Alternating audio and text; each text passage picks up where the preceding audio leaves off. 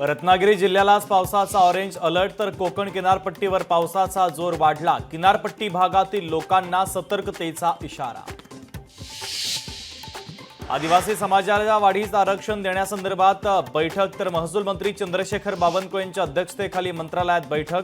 लवकरच मुख्यमंत्र्यांकडे या संदर्भातला प्रस्ताव पाठवला जाणार। पुणे मेट्रोच्या विस्तारित मार्गाला केंद्र सरकारकडून मंजुरी। वनाज ते चांदणी चौक आणि रामवाडी ते वाघोली मार्गाला मंजुरी। विस्तारीकरणासाठी 3626 कोटींचा निधी मंजूर। सीबीएसई बोर्डाचा मोठा निर्णय। 2026 पासून सीबीएसई बोर्डाची 10वीची परीक्षा वर्षातून दोनदा होणार। फेब्रुवारीमध्ये पहिल्यांदा परीक्षा, तर मे महिन्यात दुसऱ्यांदा होणार परीक्षा।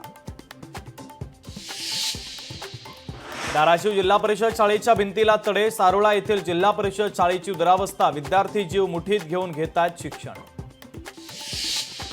नांदेड जिल्ह्यातील शाळांमध्ये सुविधांचा अभाव। शाळांच्या स्वच्छतागृहांची दयनीय अवस्था। बहुतांश शाळांना गणवेश पोहोचलेच नाही।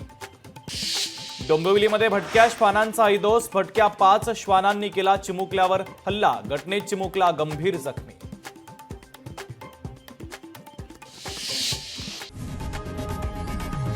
लोकशाही मराठी ऐका, पहा, जागरूक रहा।